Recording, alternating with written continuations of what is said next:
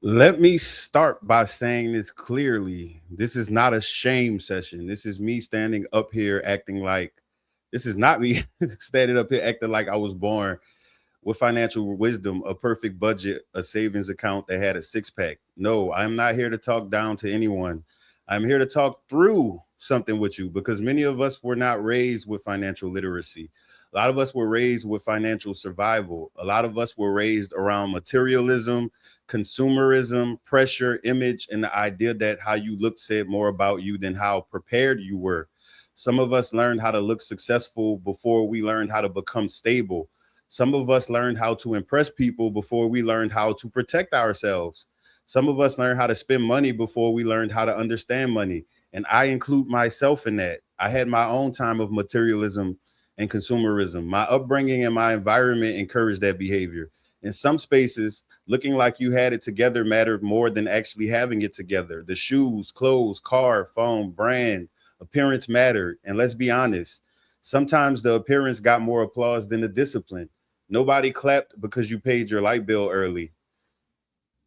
Nobody said, "Oh, look at him with that emergency fund." No one walked in the room saying, "Dang, you see his credit utilization? That's sexy." No, people noticed what they could see. So when that is the world you're surrounded by, you start learning the language of that world. And for a long time, money was not a tool to me the way I see it now. Money was something to get, spend, use, show, stretch, lose, replace, and something sometimes panic about. I did not officially start gaining real financial literacy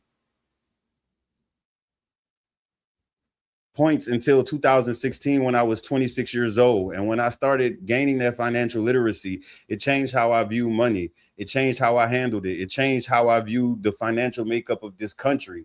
It changed how I view survival, class, pressure, habits, and systems. It made me realize that money is not just money. Money is behavior, memory, emotional, environment, belief, trauma, sometimes status, safety, and money is a tool. And the point of this lesson is money is the tool in this story, but the person holding the tool matters. Section one.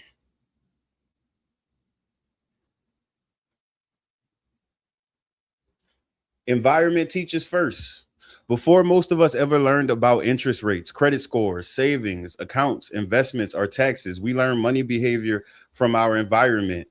We learn from home, friends, music, television, social media, the neighborhood. We learn from watching what we got praised and what got ignored. A child may not know what compound interest is, but they know what gets attention. A teenager may not understand debt to income ratio, but they understand the right outfit can change how people treat them. A young adult may not know how to budget, but they know that if they show up looking broke, someone might clown them. And that matters because people do not just chase objects, they chase belonging. A lot of spending is not really about the item, it is about what the item makes us feel accepted, respected, desired, important, seen, safe, not poor, not behind, not invisible. Sometimes we're not buying the shoes, we're buying the feeling of not being laughed at. Sometimes we're not buying the car, we're buying the feeling of finally being taken seriously. Sometimes we're not buying the outfit, we're buying the feeling of walking into a room and not feeling less than. That is why we have to be careful when we judge people spending, because sometimes what looks like foolishness from the outside is pain management on the inside. But understanding the reason does not mean we keep repeating the pattern. At some point, awareness has to interrupt the cycle. Key point: your environment may explain your habits, but it does not have to own your future. Section two, my materialism was not random. My materialism was not random. It came from somewhere. It came from being around people and environments where what you had could speak louder than who you were. In some places, no one asks, "Are you financially stable?" They ask, "What kind of car you got?" No one asks, "Do you have peace?" They ask, "Where you got that outfit?" No one asks, "Do you have a plan?" They ask, "How much that costs?" And when that is the language around you, you may learn to speak it before you ever learn the language of wealth. For me, materialism was tied to environment, upbringing, image, and pressure. It was encouraged, not always directly. No one had to sit me down and say, "Hey, make sure you prioritize looking successful over building stability." It was more subtle than that. It was in what people praised, what people laughed at, what people respected, what people posted. It was in what people treated as proof that you were doing something with your life. And let's tell the truth. In a lot of communities, looking broke can be treated worse than actually being broke. That is a dangerous lesson, because when people fear looking broke more than being broke, they will spend money they do not have to protect an image that is not even feeding them. That is how the trap works. You spend to look like you're winning. Then the spending makes it harder to win. Then because you feel behind, you spend again to feel better. Then the cycle repeats. That is not just a money issue. That is a psychological loop. And I had to grow out of that, not overnight, not because I suddenly became perfect, but because I started asking different questions. Why do I want this? Who am I trying to impress? What is this purchase really doing for me? Am I buying this because I need it? Because I enjoy it? Because I'm bored, hurt? I'm trying to prove who I'm not to who I used to be? Those questions matter, because the receipts tell you what you bought, but self-awareness tells you why you bought it. Financial literacy changed my eyes. In 2016, when I was 26, I began gaining real financial literacy points. And I call them points because that is what it felt like leveling up in the game, except this game had been going on the whole time. And no one gave me the controller instructions. I was playing on hard mode with no tutorial. And when financial literacy started clicking, it changed how I saw everything. Money stopped looking like something just to spend. It became a tool, protection, time, options, a way to reduce panic, a way to build, a way to say no. And let me say that again. Money can give you the power to say no. No to bad deals, unhealthy relationships, toxic jobs, desperation, panic decisions. No to I have no choice. That is when money started looking different to me. But before financial literacy, I might have looked at money and thought, I have some left so I could spend it, or the infamous, oh, it's a free check. We get paid 3 times as much, it's a free check. But after financial literacy, I started thinking, I have some left so I can aim it. That is a big difference. Spending money is easy, but aiming money takes awareness. Before financial literacy, I might have thought that payment is only $80 a month. After financial literacy, I started asking, how many months? What is the total cost? What else could that $80 be doing? Because that is how they get us sometimes. They do not sell us the full price. They sell us the monthly payment. They do not say this is going to keep you stuck for 5 years. They say it's only $3.99 a month. That only has ruined a lot of budgets. Only is out here doing financial crimes. Only $25 here, $40 there, $80 a month. Only a $12.99 subscription. Only a $7 delivery fee, a $18 cocktail, $200 shoes, $600 phone, which is low because it's like $1,200 now. Only a $900 car note, which is low because I've seen $2,000 a month car notes. Then you look up and only has your whole check in a chokehold. Financial literacy helped me see the full picture. And if you look at it from the standpoint of the fact that you get to a point where you're working to keep these companies paid, your money is not even going towards your life. You have no creative control over your life. It's already taken over by materialism and consumerism. So you don't even know what you really like outside of what the trend is. Then when you finally do decide to do things, your money is tight. You're trying to use credit cards to pay other credit cards, or use credit cards to pay bills, and then paying only the minimum payment. And when you look at the source of it, it's for all of these different material items you bought, which does nothing for your life, but it makes the companies that you making rich. And the people you impressing, y'all don't even really like each other. It helped me understand that money is not just about what comes in. It is about what stays, grows, leaks, controls you. It is about what you keep defending even when it is hurting you. Chapter 4, paycheck to paycheck is not always about low income. Now we have to talk about something uncomfortable. Some people are living paycheck to paycheck because, and I said some people, I'm gonna say some, SOME, SOME, no monolithin, no many, no everyone, some. Some people are living paycheck to paycheck because they do not make enough money. That is real. Wages, rent, food, healthcare, transportation, childcare, and inflation are real issues. Some people are doing the best they can inside systems that are very hard to survive in.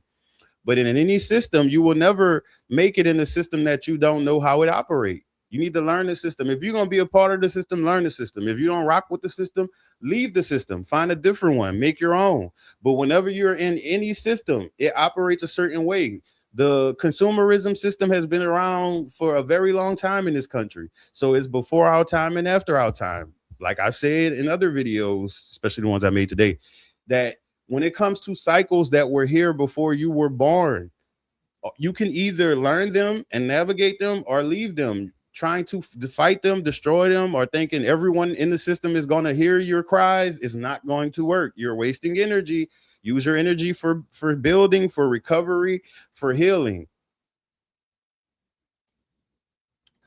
Some people are doing the best they can inside systems that are very hard to survive in, but we also have to tell the other truth.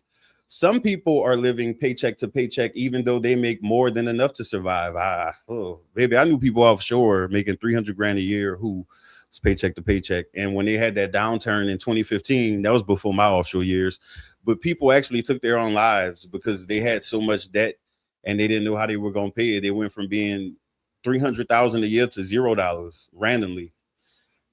Some people have enviable take home pay and still end up broke before the next check, not because they're evil, not because they're stupid, but because their habits, knowledge, patterns, inner influences, and outside influences are keeping them tethered to a particular system.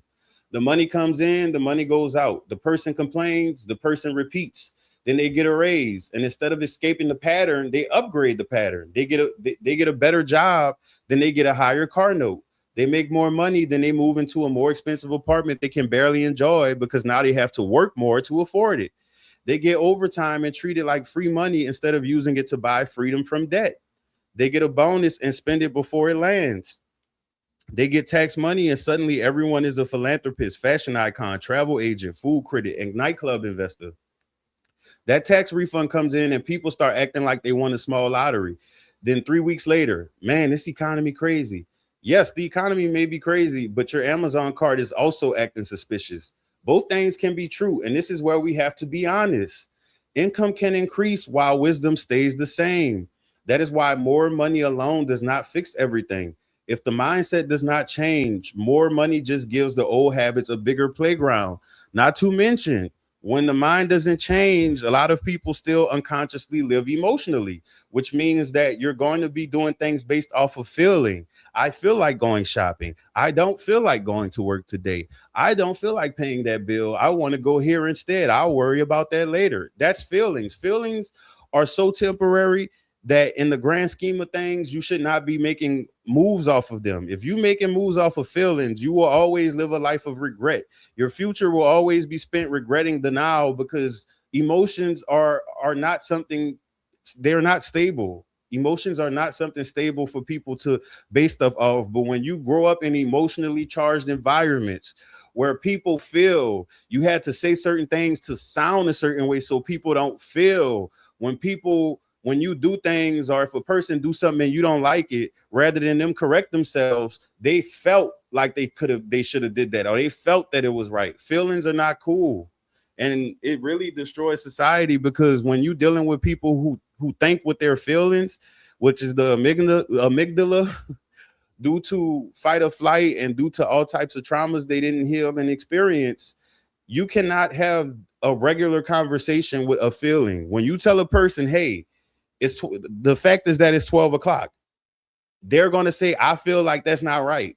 Like it's not the way to live. And you see people like that online and you see how destructive they are. A person can be broke at 35,000 a year. They can be broke at 75,000 a year. They can be broke at $150,000 a year. The numbers change, but the pattern remains. That is why the real question is not just how much do you make?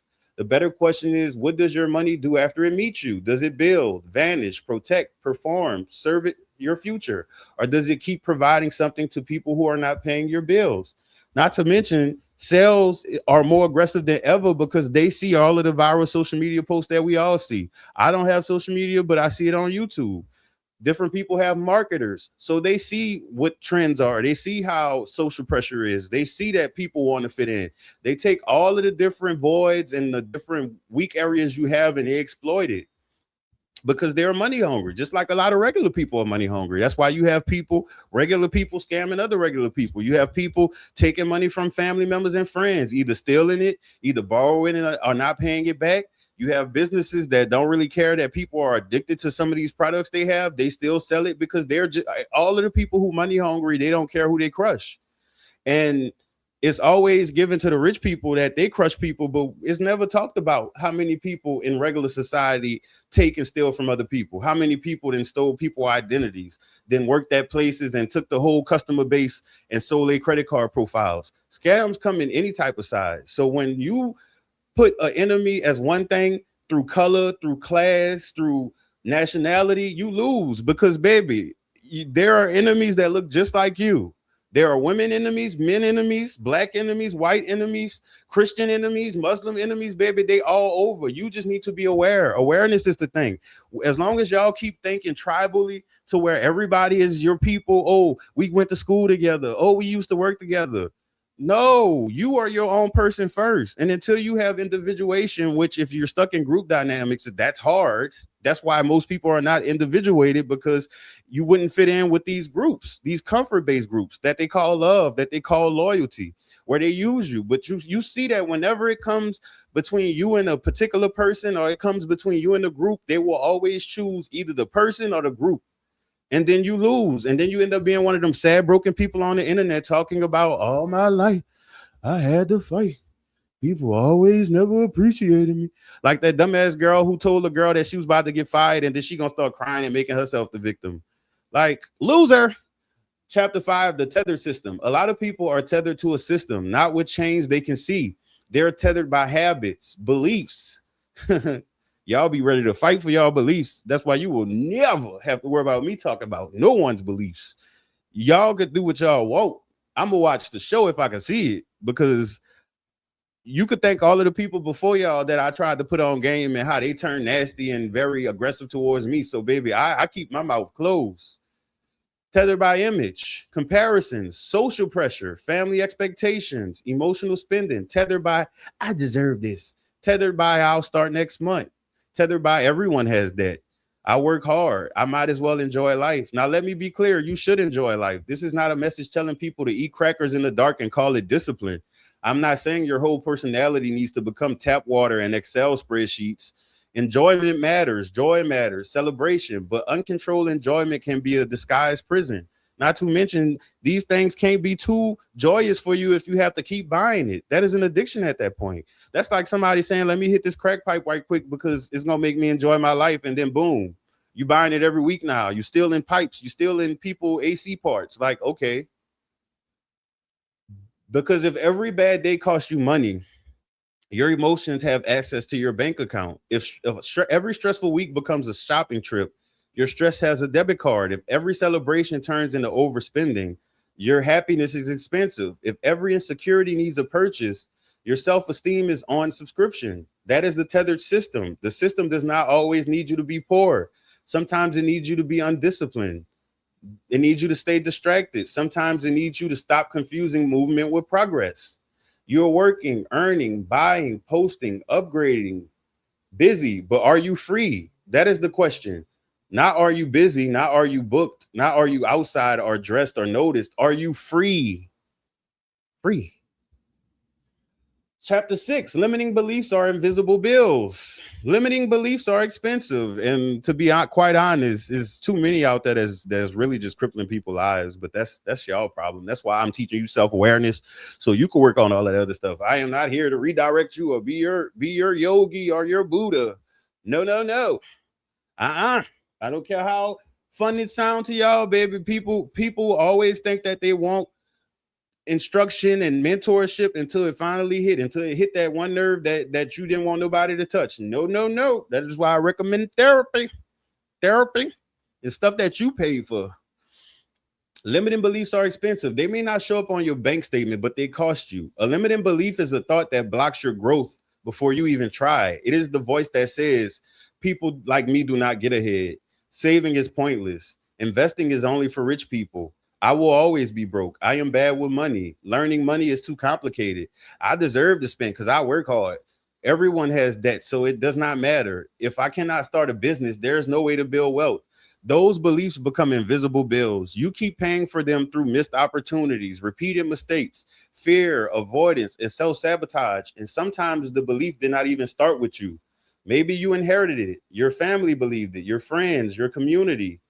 Maybe the country taught it to you through systems that made you feel like you were always behind. But at some point, we have to ask, is this belief true? Or is it just familiar? Because familiar is powerful. A lot of people do not choose what is healthy. They choose what is familiar. If chaos is familiar, peace feels boring.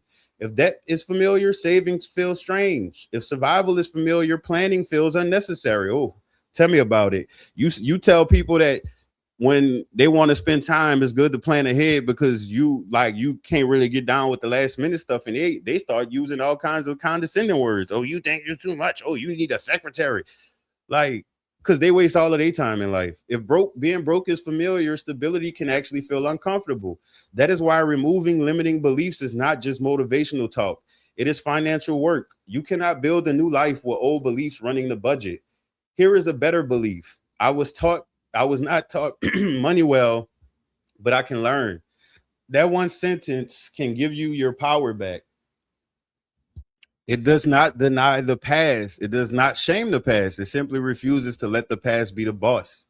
Chapter 7. More than there is more out there than starting a business or buying Bitcoin.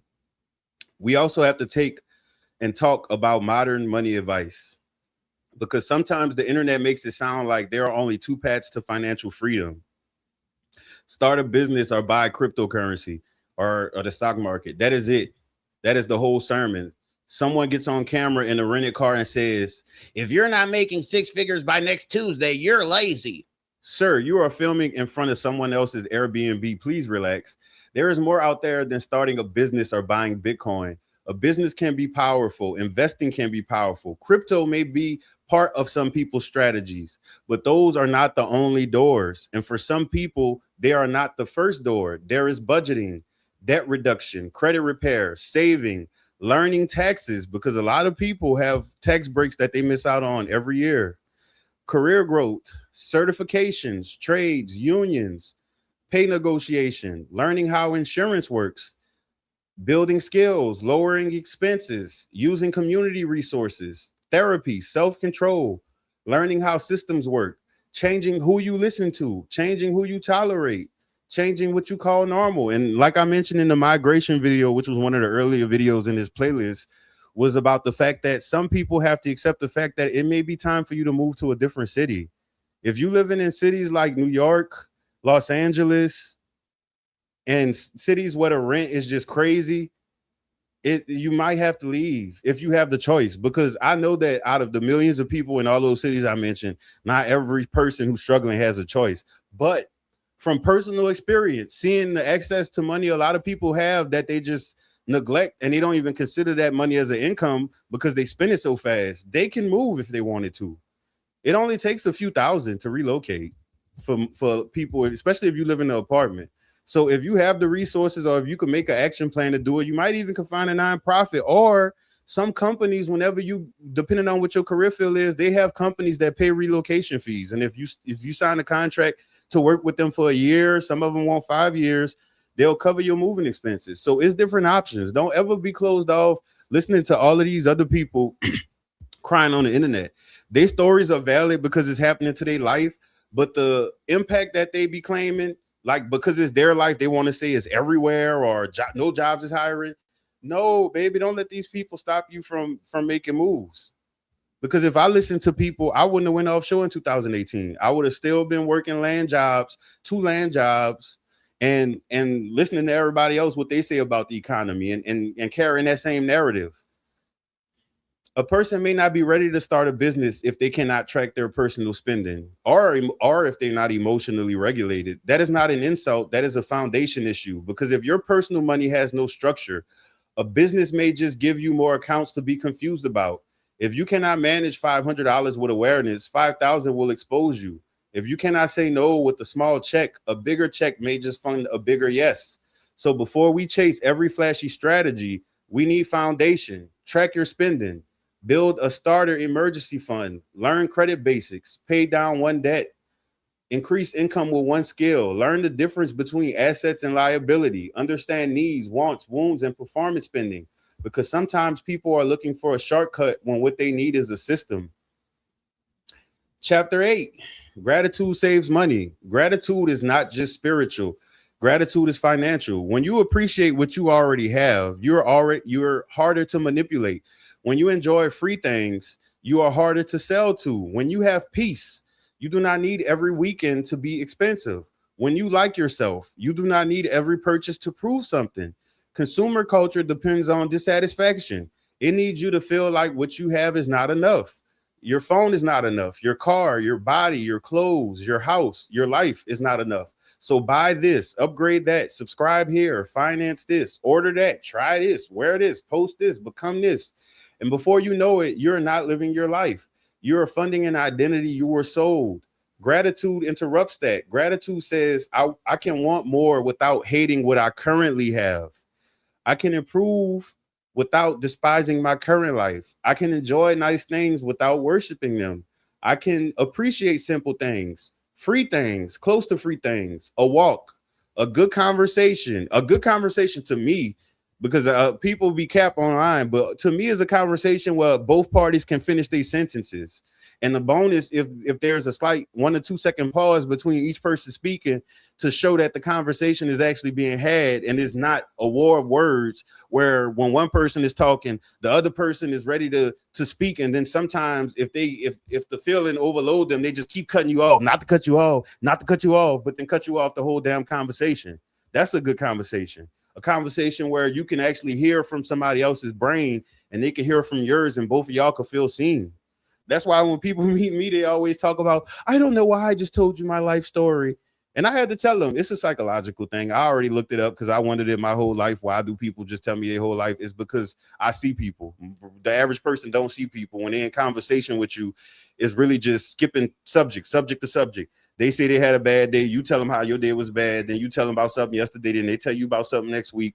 Nobody ever sticks to one topic and actually digs in and actually gets to the meat and potatoes before they switch subjects.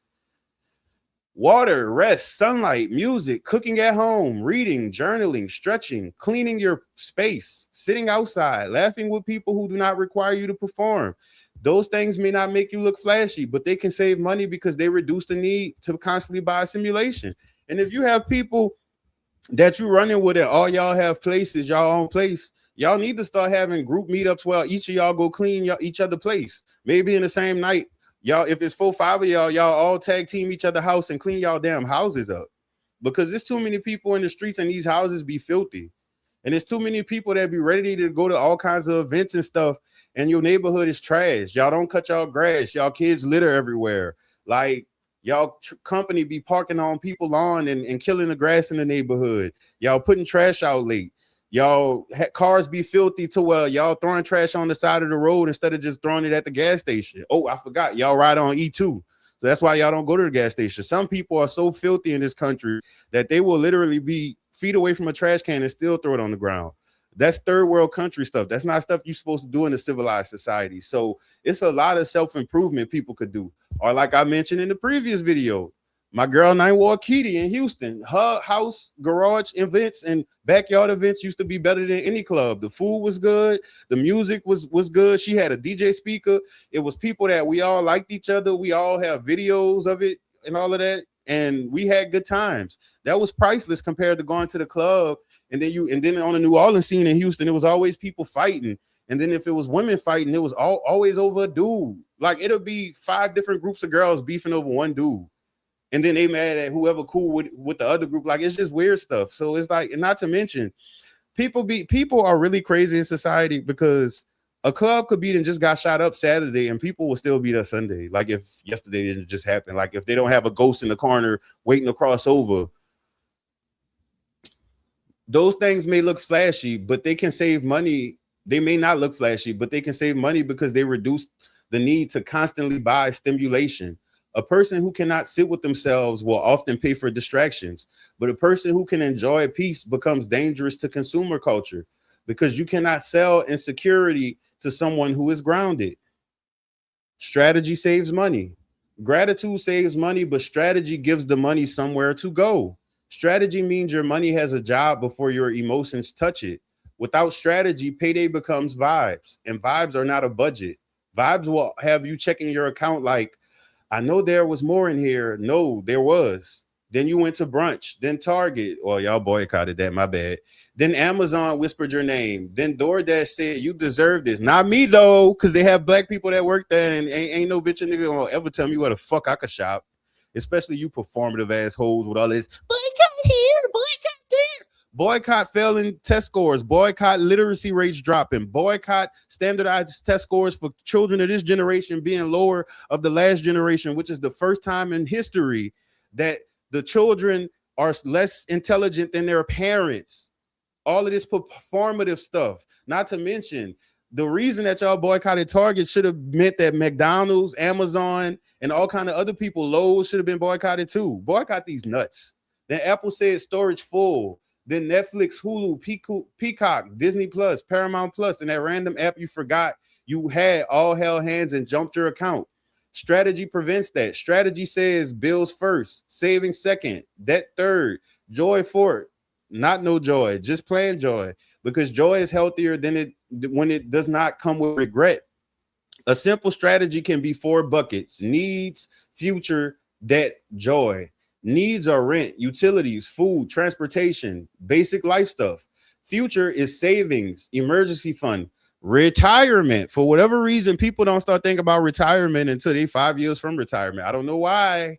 I guess maybe the golden goose with the golden retirement egg just gonna drop it, or maybe somebody record deal gonna pop off. I don't know what y'all expecting, but baby, you got to get started. I don't care if it is late, get started. You can actually catch up pretty quickly, but that'll be a segment in the financial literacy series. Future is savings, emergency fund, retirement, investment, skill building, because skill building is something that is for your future, because skills can't be bought. That's something that will not be taken away. People will always need skills, because at the end of the day, y'all keep thinking about the jobs that the corporate people not going to need. Regular everyday people still need help. There are I probably millions of lawns in America, because I see thousands just in the New Orleans area that need treatment. That's landscaping. There are millions of homes that need new roofs. That's roofing. There are millions of homes that need inspections, home inspector. There are millions of people who need representation, legal representation. Somebody could go and be an attorney for the low income community. But the sad part about it is majority of the low income based things be scams, because they prey on the fact that low income people don't have the literacy to read through contracts or to understand what the hell is going on, and that they're going to give reliability to the person. So, and that's something I discovered being back out here. So, but those will be future videos when all of this, when the cake finished baking, because the cake is still in the oven right now, and it's a big cake too. Joy is fun money, eating out, clothes, entertainment, travel, hobbies. The problem is not having a joy bucket.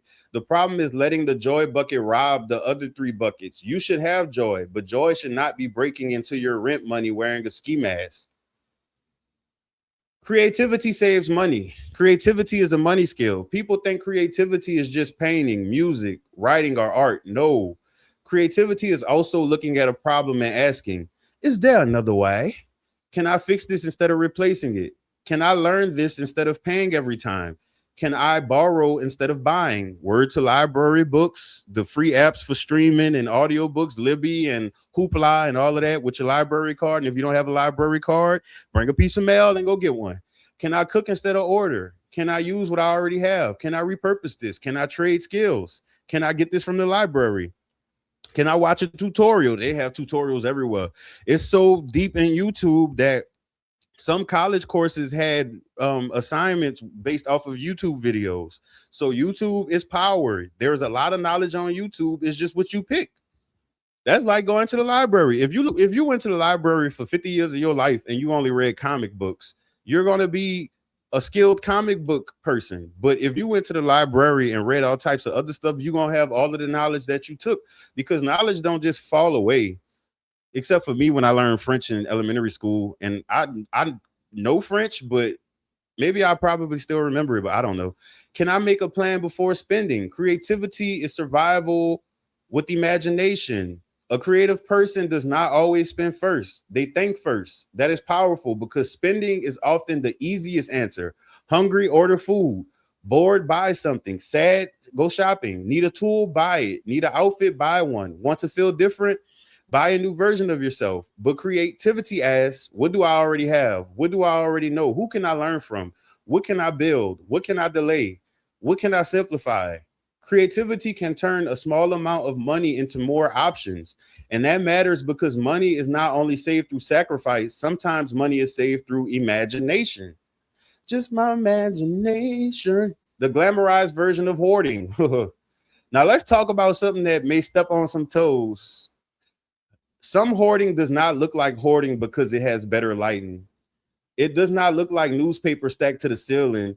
It looks like sneaker walls. Like this person I knew had 250 pairs of sneakers. It didn't fit in the bedroom. They had to put some of their shoes in the bathroom. Yuck. Not to mention that person was not able to afford their rent every month, even though they had 3 different checks coming in the house from welfare to social security, and they had a job that didn't pay them all of the time, but they were always giving other people advice and call themselves a life coach, even though they couldn't coach the light on that old Escalade they had that was riding around with one headlight out. But it looks like closets packed with clothes that still have tags on them. It looks like makeup drawers full of products barely touched. It looks like kitchen gadgets used once. It looks like collectibles purchased for status. It looks like tech upgrades that did not improve life. It looks like storage units full of things people forgot they own. It looks like having so much stuff that you need to buy more stuff to organize that stuff. That is when you know things have gotten out of hand. You bought a shelf for the things you bought. Then you bought bins for the shelf. Then you bought labels for the bins. Now your clutter has an administrative department. This is the glamorized version of hoarding, and it can be expensive because sometimes we call it collecting, fashion, self-care, lifestyle. We call it being prepared. But if the items are not serving your life, they may be crowding your life. And sometimes they're not just crowding your space, they're crowding your money. A person may say, I need a bigger place, but the truth may be, I need fewer things. A person may say, I need more storage, but the truth may be, I keep buying versions of myself I never become. That is deep because sometimes we do not buy for who we are. We buy for the fantasy versions of ourselves.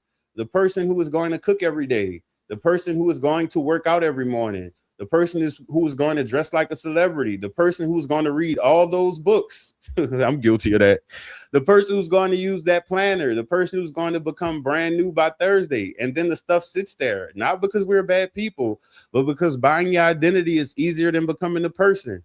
That is why awareness matters. Before you buy it, ask, am I buying a tool for my real life, or am I buying a costume for my fantasy life? The way I resolved that book situation was that typically if I buy books now, it's going to be from Ollie's because they be $5 or less. Or I generally use the digital version. And for all of the overstock of books I had, what I do is just read the book because it don't take me long. I could read a novel in like a few hours.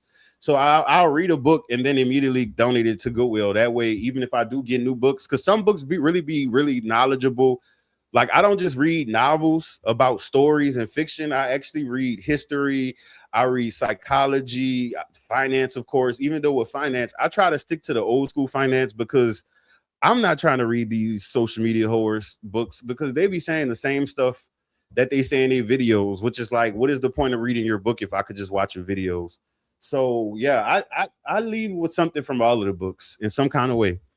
But even though I love books, I'm not gonna be that person unless I'm at a point in life where I can do that safely to have all of these books on the wall. No, you see that one bookshelf right there? Everything that don't fit in there got to get donated. And the ones that's in there need to either be something I haven't read yet or something that I could use repeatedly for a reference point. But even still, if you someone who won't get into reading books, the best way is the library because you kill 2 birds with 1 stone. If you just started reading books and stay home, then you still gonna have that feeling of wanting to go out somewhere. At least at the library, you will get the feeling of being out. You can talk to the people at the front desk because they have to talk to you. Now, granted, I ain't telling you to talk to people in the library because there be some freaks in there sometimes. But you know, you get 2 birds with 1 stone. You get to get fresh air. You get to do all kinds of things. And when you go to the library, they always have pamphlets for all of the community resources and government grants your local area has. So then you're going to be like, Jay New Orleans told me that. Oh my God, I didn't know they had this. Oh my God, I didn't know they had that. Then the librarian going to turn around and be like, shh. And you're going to be like, oh no, I'm just excited about all of this information I found because it's a lot of information there. The reason why so many people online is complaining about stuff is because they're not trying to find an answer. Like people are trained to complain when they never have to sit with their own problems. If every time you had an issue, you're able to just talk about it with somebody else, and they got to figure it out with you versus you figuring it out on your own, then that's the type of way you solve all your problems. And that's what people do. That's why literally before people even call 911 or call their grandma who got the money in the TV like on Soul Food, they get on the internet and tell y'all what's going on. And that's their right though. It's just not going to get better, unfortunately. Chapter 12, overjustification keeps the patterns alive. Overjustification is one of the ways we keep bad patterns alive. Overjustification is when we make too many excuses for something because deep down we know the truth is uncomfortable. We say, I work hard, it was on sale, I needed it, everyone spends money. At least I'm not doing worse. I deserve nice things. This is self-care. I'll start saving next month. It's only $5. You can't take money with you. Now, let's be fair. Some of these things can be true. You do work hard. You may deserve nice things. You cannot take money with you. But here is the question. Are you using truth to create balance? And also, you saying you can't take money with you. If you mess around and live to be 90 years old, you're going to have a hell of a life, because even if you have retirement, that's going to be there ran out at a certain point. Like, people are living longer. Well, for the people who live long, because a lot of people are just getting rid of themselves with these dangerous habits, riding with no helmets, riding with no seatbelt. The other day, I seen a newborn baby in the passenger side. So, hey, the person was holding the baby like if they was at the hospital driving down the street fast. Like, baby, y'all, or are you using truth to avoid responsibility? Because yes, you deserve nice things, but you also deserve peace, options, lower stress, savings. You deserve not to panic every time your car makes a sound. You deserve not to be one unexpected bill away from emotional collapse. You deserve a future that is not always bleeding because the present wanted applause. That is the problem with over justification. It sounds reasonable, but it protects the pattern. Sometimes the most expensive sentence in your life is, I deserve this. Because if you use that sentence for everything, it becomes permission to ignore consequences. You deserve the item, but do you deserve the interest? You deserve the night out, but do you deserve the overdraft? You deserve the trip, but do you deserve the 3 months of stress after it?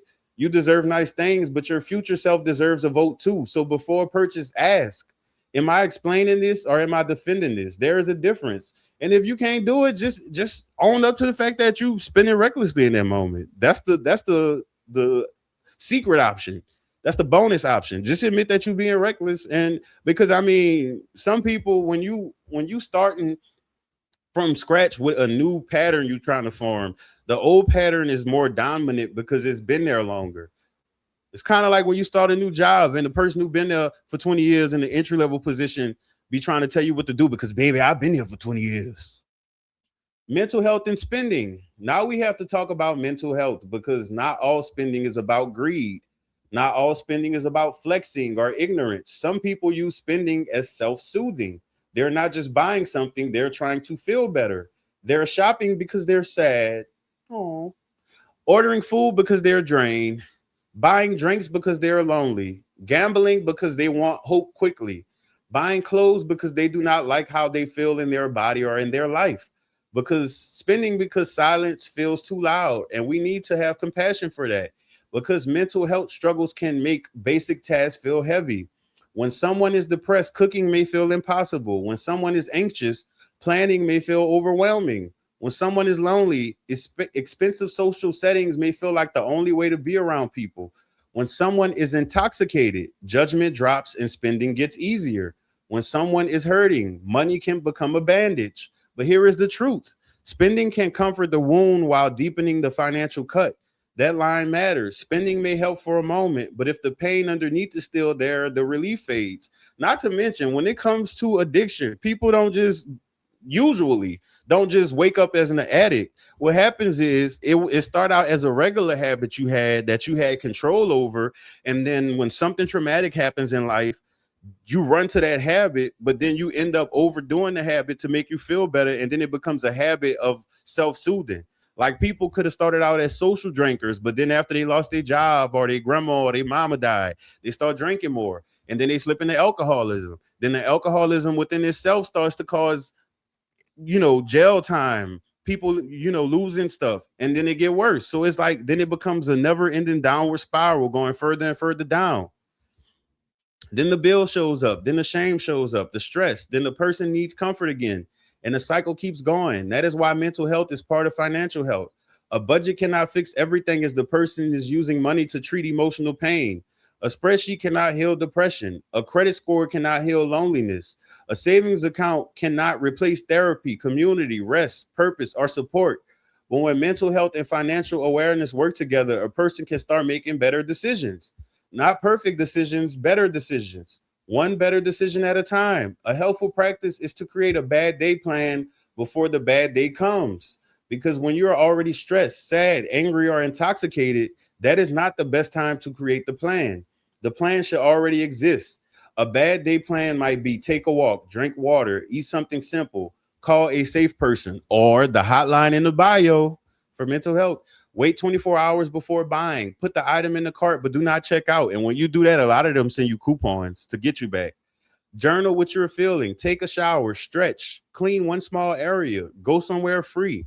And I don't know who need to hear this, but when you take a shower, please wash your ass. Like literally wash your ass. Like wash it. Wash it because everyone else can smell it if you don't. Ask, what am I feeling right now? And what do I actually need? Because sometimes the answer is not shoes. Sometimes the answer is sleep. Sometimes the answer is not a vacation. Sometimes the answer is boundaries. Sometimes the answer is not another purchase. Sometimes the answer is grief or help. Chapter 14, intoxicated spending is expensive. We also need to talk about intoxicated spending because alcohol, drugs, nightlife, gambling, and emotional highs can make money disappear in ways that feel unreal the next morning. You wake up and check your account like someone stole from you. Not to mention, some people do.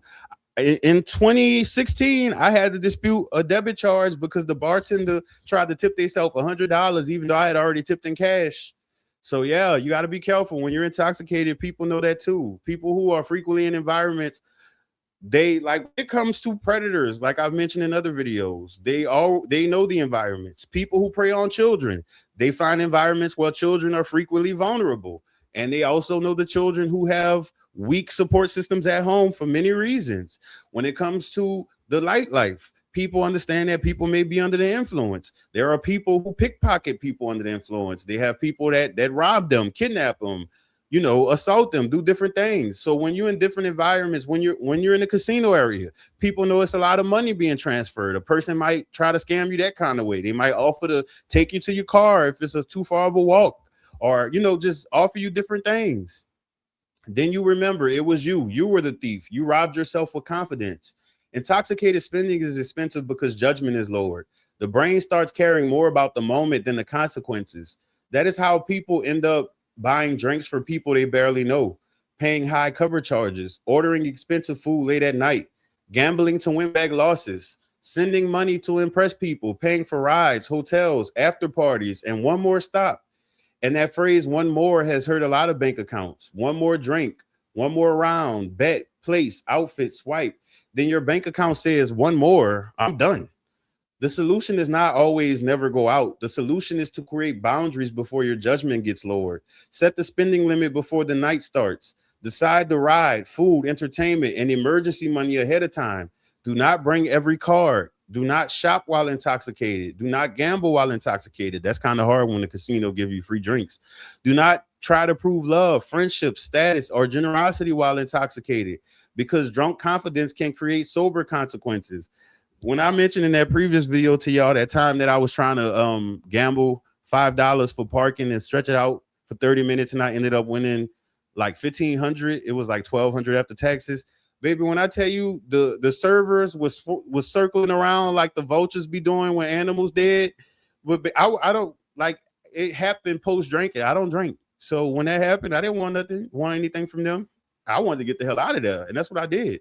One of the most Chapter 15, appreciation for free and close to free things. One of the most underrated financial skills is appreciating free or close to free things. That may sound simple, but it is powerful. A lot of neighborhood parks have all types of stuff. They have karate classes, boxing, training for older people.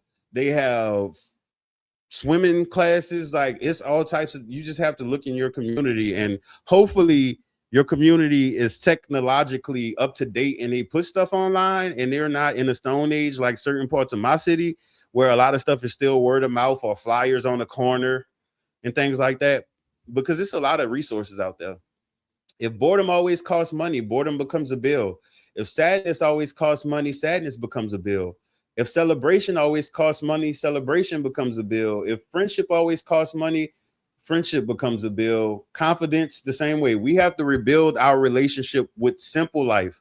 A walk can be wealth. A peaceful morning can be wealth. A clean room, a good conversation, a library card, cooking with someone can be wealth.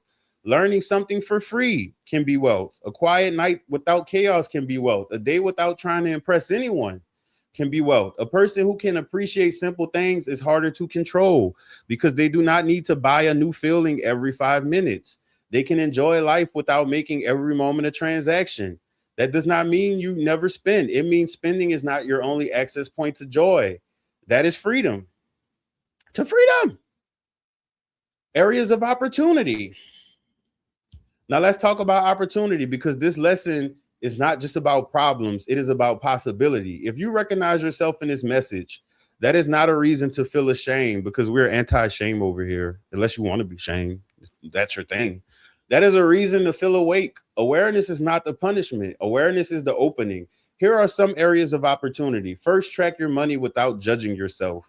For 1 week, write down what you spend. Do not shame yourself. Just observe, because you're picking up on your own patterns. If you shame yourself, that's going to derail the whole operation. It's fine to feel discomfort and whatever else, but understand this is information, and understand that this is the last few weeks or months, however long it takes for you to live emotionally. So, of course, emotions going to show up when you say that or when you look at the stuff. Second, separate needs, wants, wounds, and performance. A need supports your life. A want adds enjoyment. A wound is spending to cover pain.